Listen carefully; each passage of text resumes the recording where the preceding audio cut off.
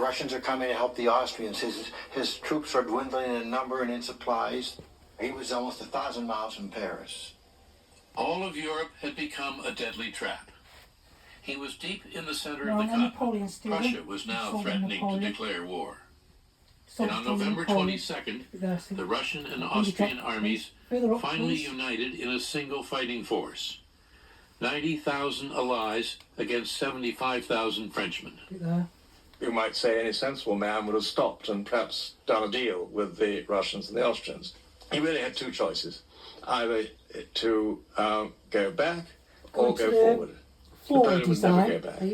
So he thought, one more battle.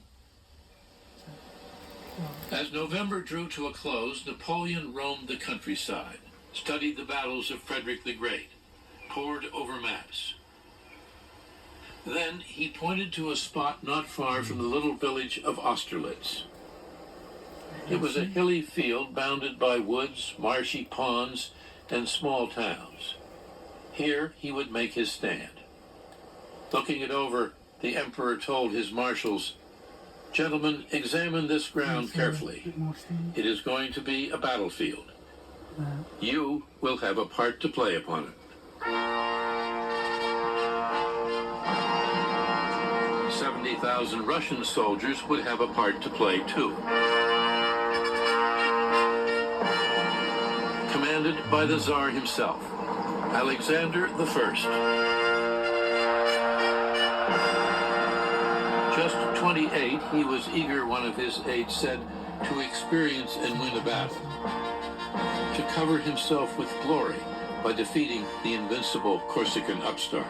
Vain, inexperienced, the young Tsar was an easy target for one of the greatest strategists who ever lived.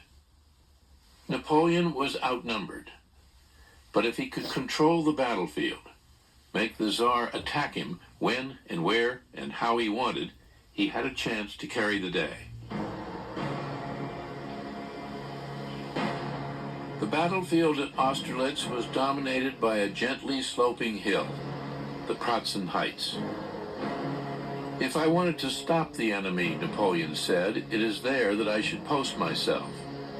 But that would lead only to an ordinary battle, and I want decisive success." Napoleon's army controlled the heights, but he would now sacrifice his commanding position in a daring gambit to lure the Russians to attack his right flank. With a thin line of soldiers on his right, he ordered his men to abandon the heights and watched as enemy forces occupied it. Napoleon knew his man. The Tsar called a council of war and argued for an immediate attack. The Russian general Mikhail Kutuzov That's a drawing I've done, Jacques-Louis David. Blind in one eye from Napoleon a battle crossing wound, the Alps. the hard-drinking veteran was contemptuous of his Austrian allies and wary of Napoleon. Kutuzov tried to calm the Tsar's fervor. He sensed the trap. Perhaps he didn't understand the trap, but he felt it. He was an old fox. The night before the battle, Napoleon dined on his favorite campaign dish, potatoes fried with onions.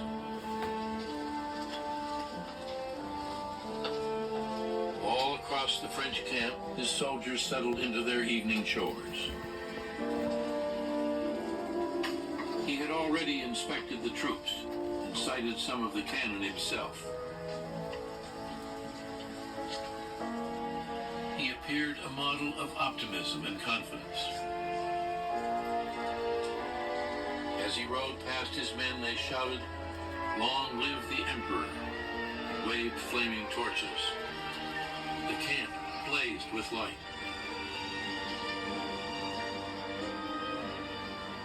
It was December 2nd, 1805, the first anniversary of